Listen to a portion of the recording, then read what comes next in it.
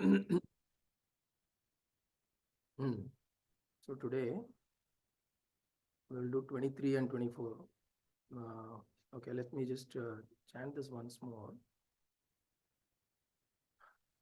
Prativadi Bhayankaramanna. Once in a while, we should try to bring him into context also, because the gurus, the acharyas, the mahatmas, and the saints who give these to us,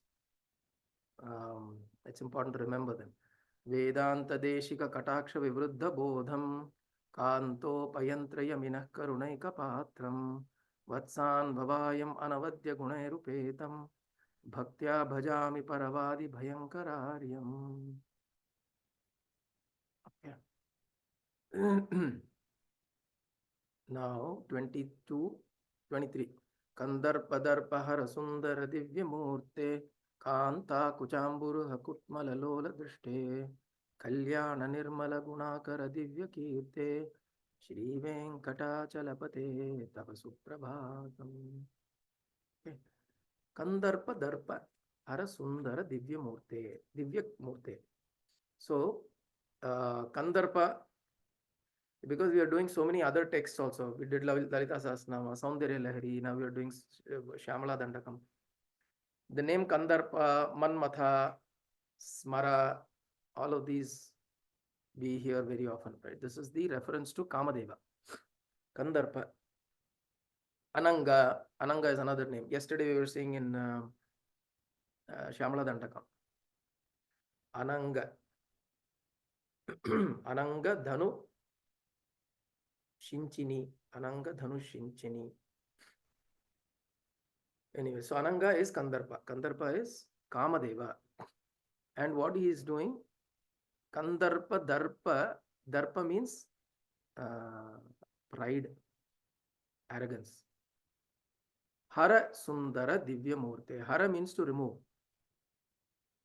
Sundara, beautiful. Divya Murte, auspicious form. So this auspicious form of yours removes the pride of Kamadeva.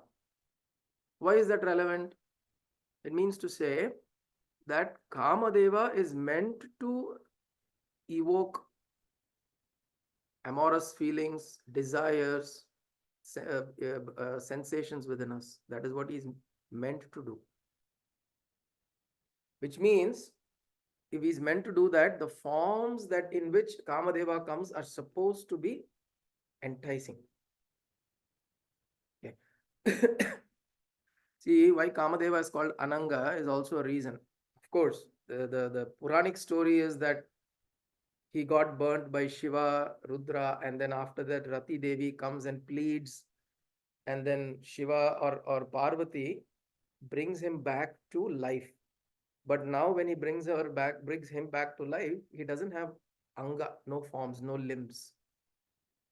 So that is why he was named as Ananga. But in our context, what it means is Kamadeva is not necessarily a form, person with a form. He is Ananga because he is a principle in action. Whenever we see something very enticing, very beautiful, we get drawn to it, it is Kamadeva's work. Anything that arises desire in us is Kamadeva's work. Kamadeva is sitting there with a bow and arrow and trying to shoot at us. That is the symbolism. Even in Christian theology or generally the belief, the faiths of the Western world, they have this Cupid as a representation, and that is Kamadeva. But Cupid there looks very cute. It's like a small baby with little tiny feathers flying with an arrow, bow and arrow and all that. And there are hearts coming out. It's a very cute Kamadeva they have. But in this representation, Kamadeva is Ananga. He does not have necessarily an Anga, no body. So keeping aside the Puranic story of why he is Ananga, Ananga also means that he does not have a particular form. He can take any form. Which means there's a very, very beautiful lady walking across and we get drawn. That is Kamadeva taken that form. And if ladies see a man, a very beautiful or a very, very handsome, very good looking guy, and we get drawn to that guy, that is Kamadeva operating there. Of course, appreciating beauty is not a problem, but if it rises, if it creates a desire, என் ஆத்துக்காரரும் இருக்கிற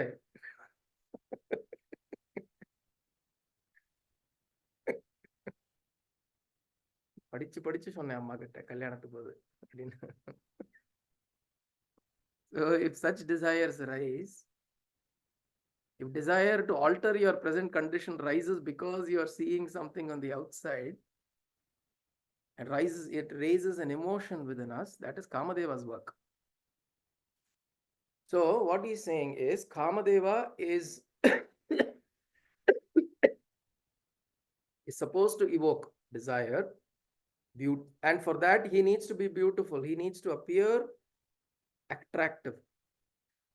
Now what Anna is saying, PB Anna is saying here is your Divya Murti, your auspicious form is so beautiful that I am not drawn to material desires anymore. When I come into your presence and I see your form is so auspicious and so beautiful and so glorious that Kamadeva's impact on me is not there anymore. Right? If I get up in the morning, I get drawn to come and see you, O Lord. I like to see your image, your Murti. Right? My mind doesn't get drawn to picking up an erotic magazine, for example. My mind doesn't go to pick that up. My mind is wanting to pick up a book that has your photograph, your Murti. What has happened here? The form of the Lord may not look more beautiful than that beautiful cover girl in comparison. But then the mind is now seeing this beautiful because that association has been now created, and you see the larger influence that it has in your mind, which is a much long-term influence that this form has on your mind as compared to the other desires that your mind is capable of generating when you're looking at other kinds of images, right? And not just this, you're talking about any material form of desire, right? You see a beautiful house and then we want to immediately own it. We see something very beautiful, a beautiful car, we want to. All of these are desires that get risen. But if my desires are redirected,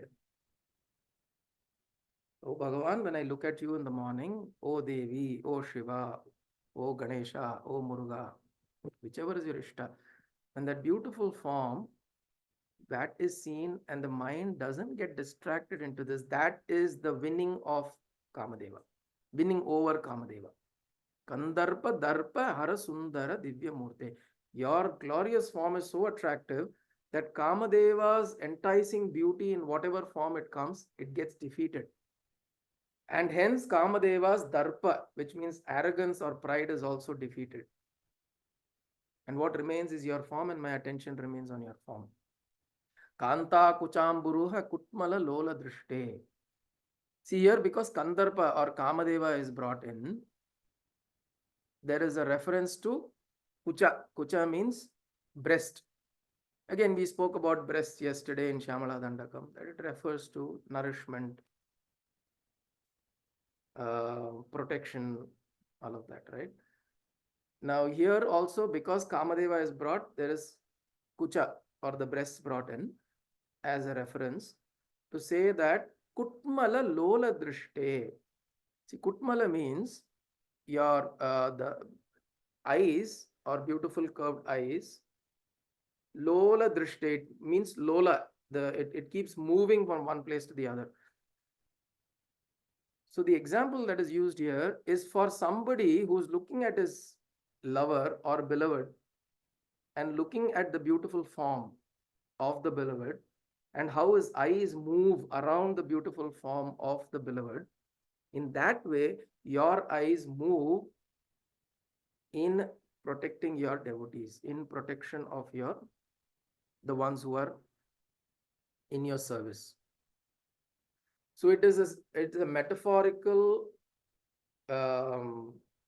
expression to show for one who is drawn to his beloved and the beloved's breasts are like beautiful lotuses, and this person's eyes are going rapidly around the form of the beloved, your eyes move in that form, in that fashion. Your eyes move in that fashion for what? For offering the protection to your devotees. Because kucha, we said kucha also refers to fulfillment, completion, um, nourishment, protection. So your eyes move in that direction to offer this to your devotees. Kalyana Nirmala Gunakara Divya Kirte. Kalyana Nirmala Guna Akara. So your form is again Divya Kirte. Kirte means fame. Your fame is also auspicious, which means your murti, not just your murti. Murti is visual, fame is auditory. Correct? I hear about somebody. That is fame. Kirti. Kirti means anything that I hear about. I hear about the greatness of somebody. That is Kirti. Murti is the form.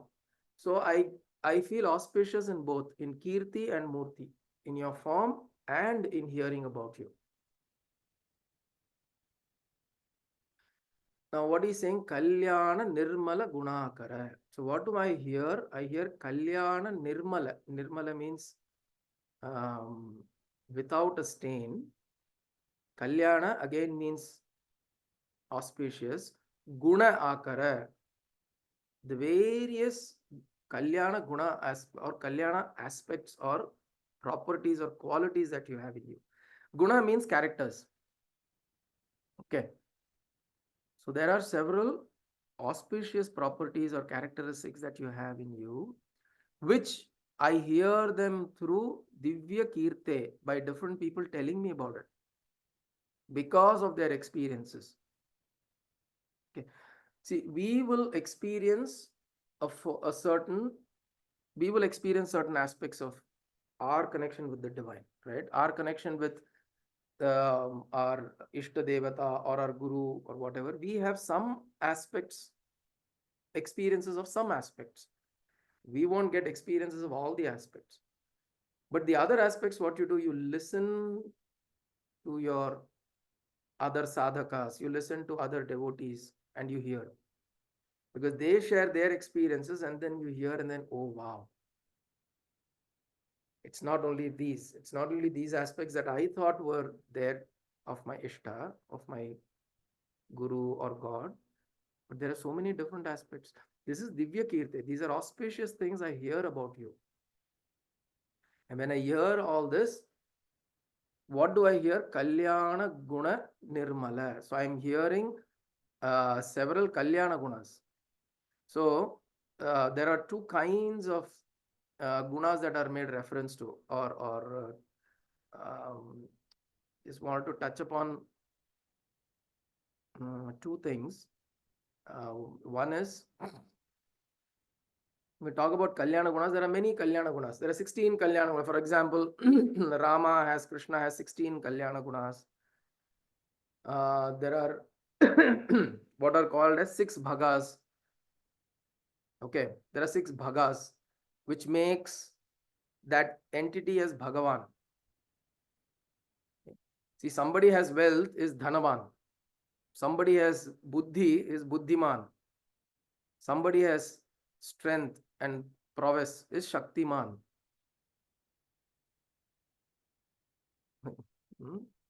So and then somebody who's Bhagavan is somebody who has Bhagas.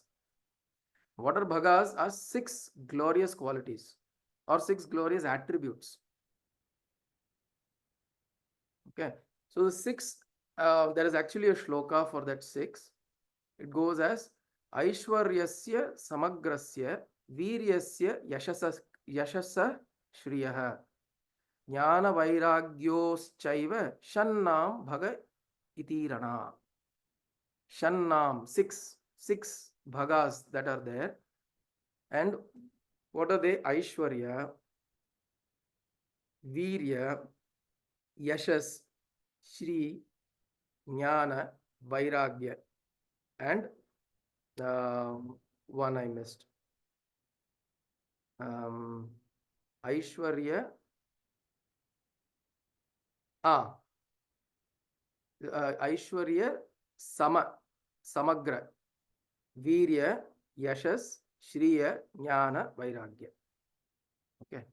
Oh, 7 ಆಯ್ತಾ ನಮ್ಮ ಐಶ್ವರ್ಯ urea ಯಶಸ್ ಶ್ರಿಯ ಜ್ಞಾನ ವೈರಾಗ್ಯ. Okay, 6, correct. So 6 bhagas, right? So these are what are they? Aishwarya is wealth. This is something that we are talking about Paramatma or Narayana. He is complete in his wealth. Okay. Then you've got Virya. Virya means strength, or you hear as a reference to the Almighty always, Almighty always as omnipotent, omnipresent, omniscient. This is something that we've heard, right? He is all pervasive, everywhere, omnipresent. He's omnipotent, Sarva Shakti. He's got all the powers and all the abilities and capabilities. Omnipotent. Omniscient. He is all knowledge. He is knowledgeable, or he is knowledge itself. He is Jnanam. Right? So, Aishwarya is wealth. Virya is strength, or the omnipotency of him. Yashas means fame, which means he is popular. For good reasons, bad reasons, he is popular, right? There are people who are fighting for God and people are fighting against God. People are saying there is God, people are fighting saying there is no God. In whatever case, he is popular. Okay. And then Shri means auspiciousness. The fourth one is fourth is Aishwarya, Virya, Yashas, Shriya. So 4 done. Fifth one is Jnana. Jnana is knowledge, which is omniscience. And Vairagya. Vairagya is dispassion or renunciation. Okay. And all of these, this particular entity that we call as Bhagavan is in its full measure. It's not limited. We talk about Vairagya, it's complete Vairagya. We're talking about Yashas, it's complete Yashas. The Shrihi, auspiciousness or prosperity, it's in its entirety. Now, the problem here is there is no one person who is like this, right? How can you think of one person who is like this? We're talking about somebody who is not limited, unlimited. So you say unlimited Kalyana Guna, Ananta Kalyana Gunaha. Usually is referred to as Ananta Kalyana Gunaha. One of the things that there is a very strong belief in the way Vaishnavites look at this is they say that Bhagavan is all powerful, all knowing, everything. He knows everything except one thing. He doesn't know his own gunas. He himself doesn't know how many gunas he has, how many Kalyana gunas he has. It's unlimited. So that is one way of the idea of the perceiving here is you're trying to talk about something that is all inclusive. It is an entity that is inclusive of all of these gunas, which means if there are 500,000 people who are in the world who are yashasvi, are successful and famous, those 500,000 people are within the realm of Bhagavan, what you talk of as Bhagavan. And if we talk about Shri, there is auspiciousness, there is Mangalam, there is prosperity, that is within the realm of Bhagavan. So if you look at the 8.4 billion people in the world, the planet, and then you say that there are different people who have different qualities of this kind, it is all within the realm of his. And when you talk about unlimited, it means that it's not limited to this particular planet Earth or the people that we're talking about. It's all expansive. Right? It includes all the planets, the solar systems, and the galaxies, and all of that, because you're talking about a principle that is creation itself. You're not talking about one entity sitting up there in Ananta Sayana on a Naga and lying down on a milky ocean, right? I mean, those are all nice visualizations as kids.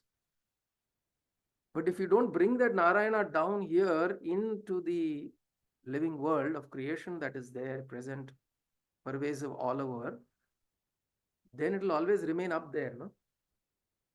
We don't want to do that. We are saying that is present here. This particular entity with Ananta Gunas are present here, which means you can invoke any of these Gunas within you at any point in time.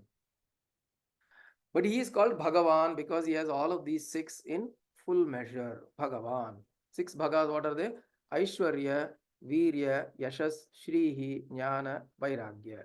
Aishwaryasya Samagrasya, Viryasya Yashasa Shriyah, Jnana Vairagyyoschaiva, Jnana Vairagyayoschaiva, Shannam Bhaga Itirana. These are the six Bhagas. Now, this is one way of looking at Kalyana Gunas. Yeah. Then there are another, there is one very, very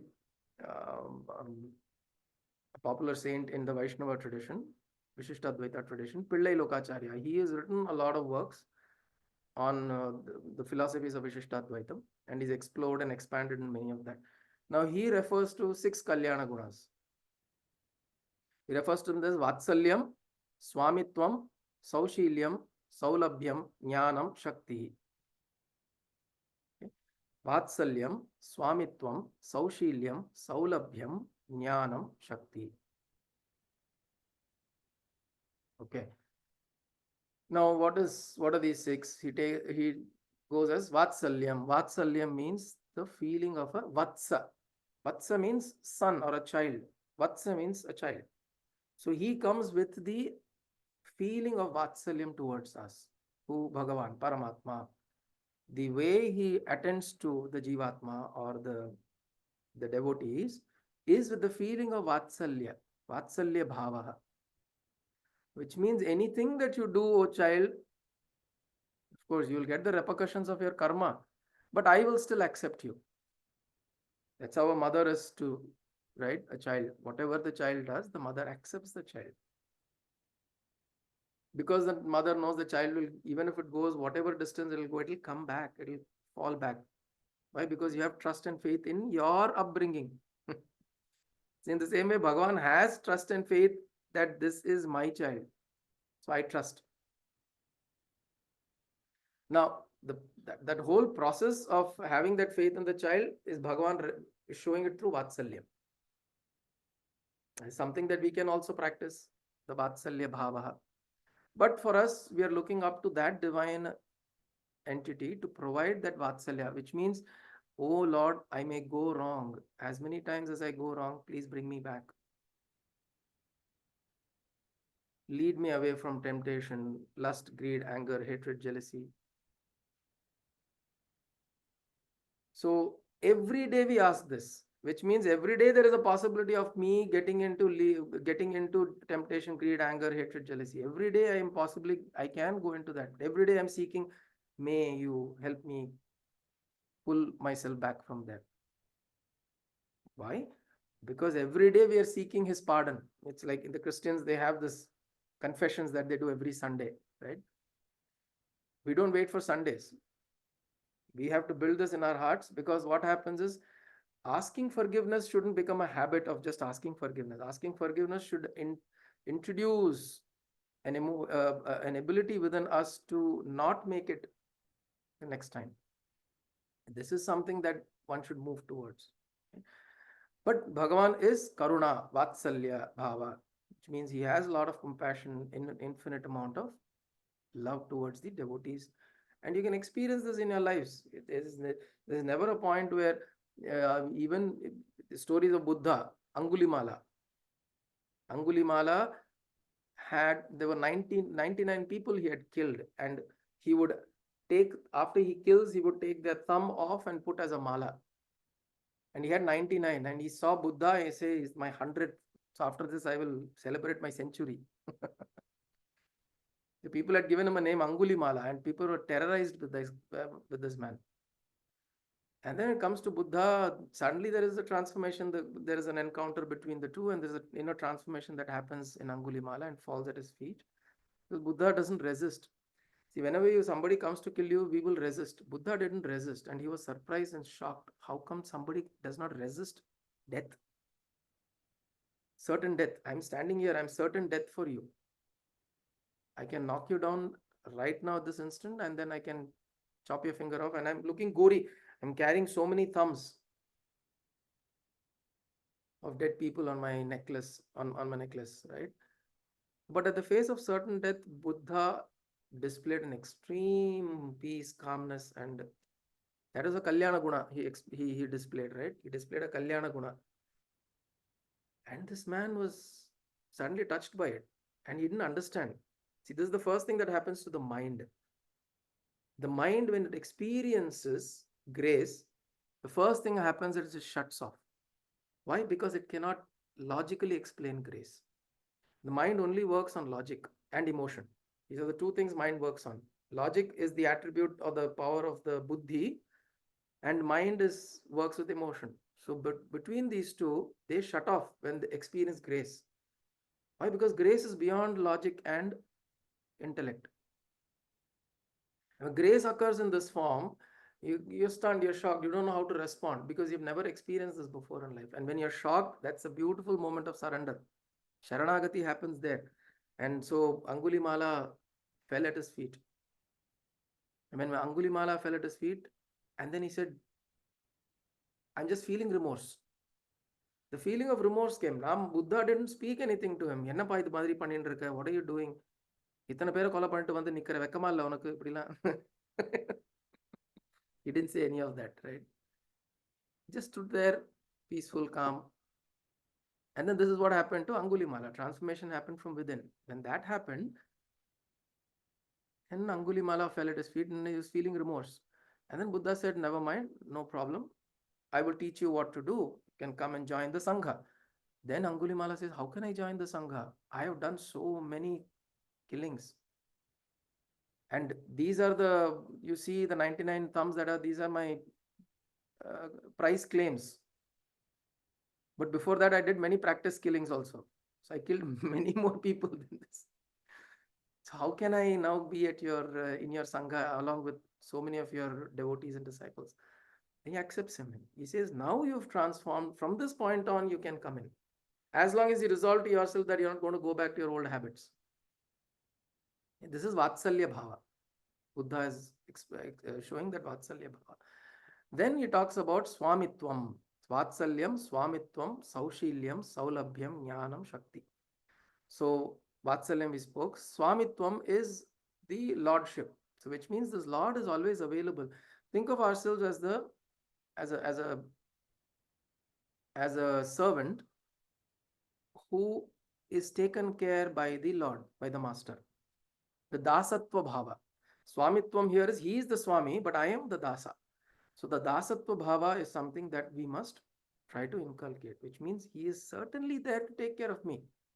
Confident அப்படி நிக்கிறது ஒரு 4 பேர் அங்க வந்து even if they're like movies you know the heroine gets cornered someplace and then villains will come towards the heroine. Everybody knows even people audience watching in the movie know that the hero is going to come at that time, right?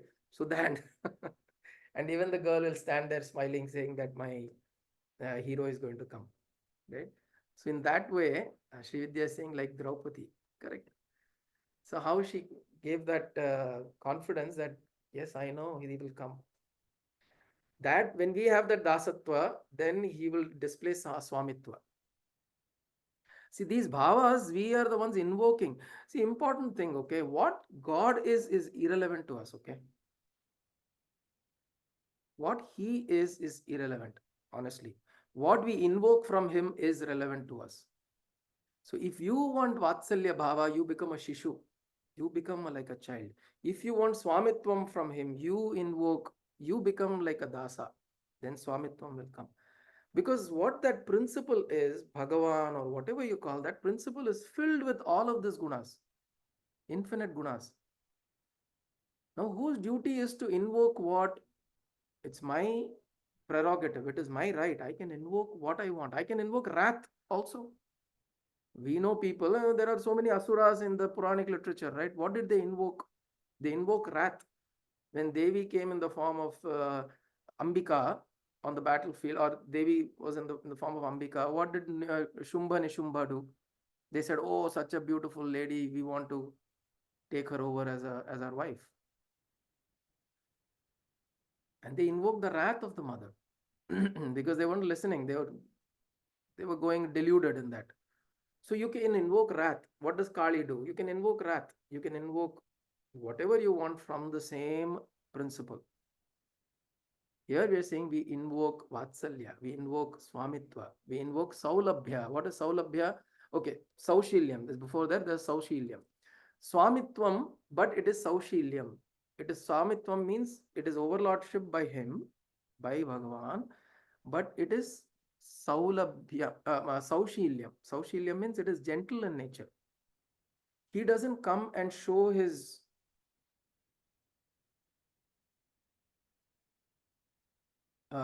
he doesn't show his lordship with arrogance. He shows it gently. See, like for example, will you be arrogant if you have to kill an ant? There's an ant, you know you can kill it.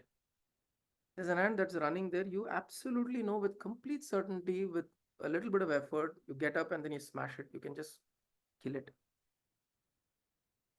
But a lot of times we feel that we want to maybe carry the ant and leave it somewhere, right? Why do we do that? Despite the ability to kill it, we have the power to kill it. We can we can just clear it off, right? But we sometimes do this also. We carry it and leave it somewhere. Why? Because when you have that kind of power, you don't always exercise it. And when it's like that, even for us, just for us, imagine somebody who's with ultimate power. He knows he can smash us. He knows it's just a moment. கொசு அடிக்கிற மாதிரி or எறும்பு அடிக்கிற மாதிரி he can smash, completely do that. He's got ultimate power. But then with this is a statement that I always like, going back to Spider-Man. With power comes great responsibility. There's a statement that comes, and I don't know, yeah, I keep saying it's Spider-Man or Batman. Spider-Man, right?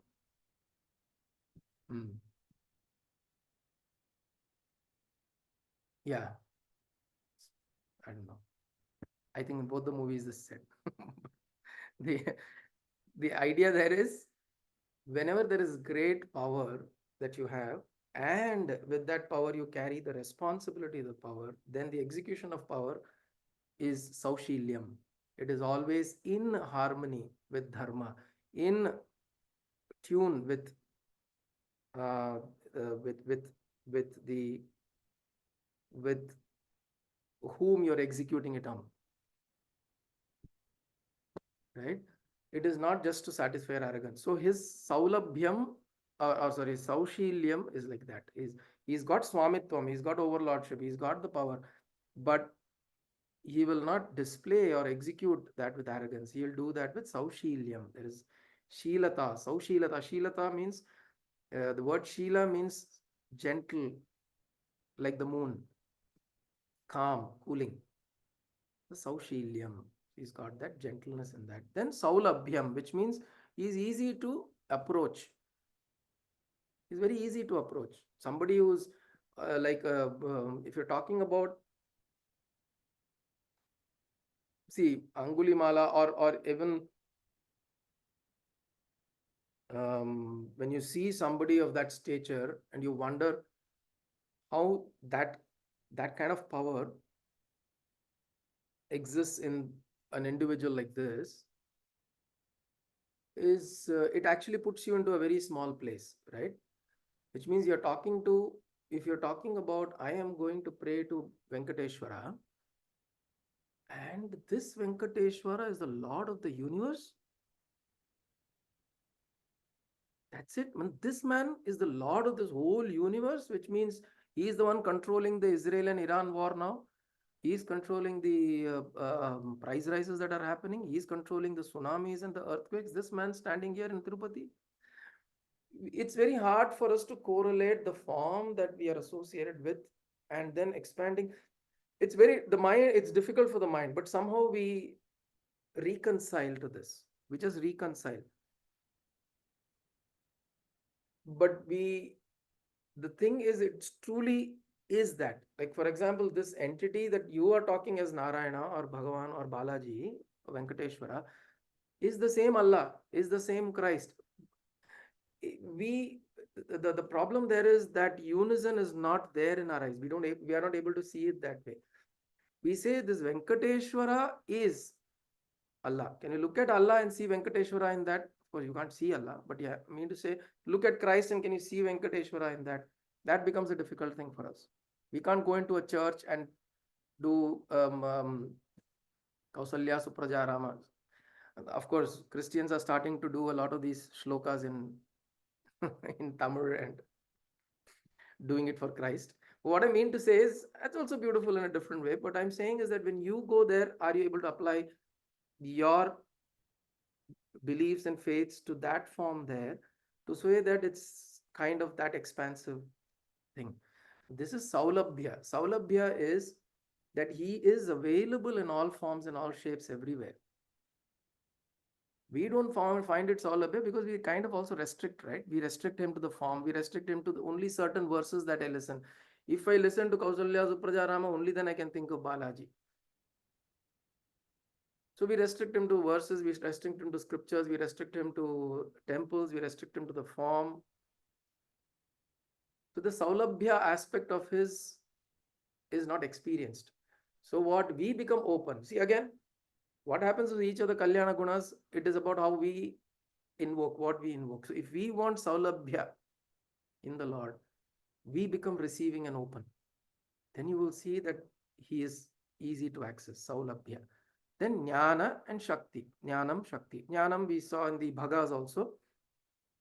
Jnanam is his knowledge. Not his knowledge, is omniscience. The omniscience means the definition of knowledge, knowingness is Bhagavan himself. The ability to know is also Bhagavan. So in Sanskritam, the Jnanam starts with Nya, the dhatu. And it is said that the Nya dhatu itself is Brahman. The dhatu itself is Brahman. Nya dhatu. So that way, he is the embodiment of knowledge, Jnanam. Whatever, because that knowledge is existing, wherever we want to receive that knowledge can be invoked from within us. So we invoke that Jnanam. Then Shakti, last one is Shakti. Shakti means he is that, in that we saw Virya. Virya means all powerful.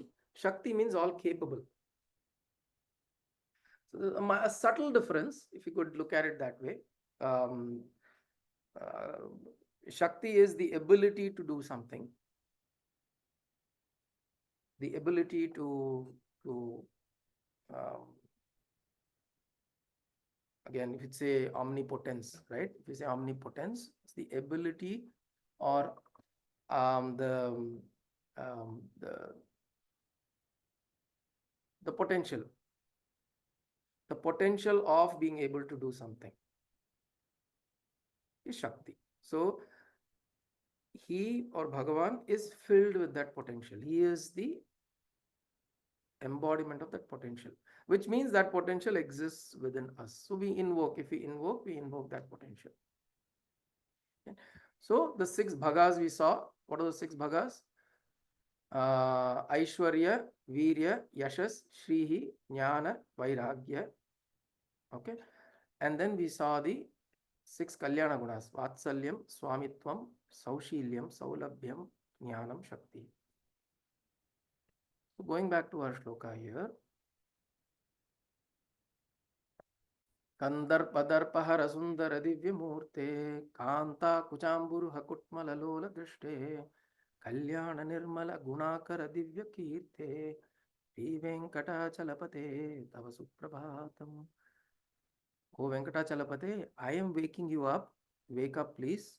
But we've spoken about this at length. It's not him waking up. Wake up these Kalyana Gunas in me. Make me invoke these Kalyana Gunas, these Bhagas and Gunas within me, so that I experience beauty around. I experience joy and fulfillment around. Right? So, my experience of joy and fulfillment, we remember the joys and the virtues and the attributes of the Lord, and we invoke that within us by remembering Him. So that is the 23rd. Okay. I think we spent a little time on this thing, gunas and all that today. Thinking of doing 24th also, but we'll pick it up next week. Om Shriya Kantaya Om Shriya Kantaya Kalyana Nadhe Nidherthinam Shri Venkateswara Srinivasaya Mangalam Kayena Vacha Manasendriyerva Buddhyatmana va Prakrite Swabhavat Karomi Yatyat Sakalam Parasmai Narayanayeti Samarpayami Sadashivayeti Samarpayami Jagadambikaya iti Samarpayami Sadgurunathaya iti Samarpayami Hari Om Tat Sat Gurubhyo Namaha.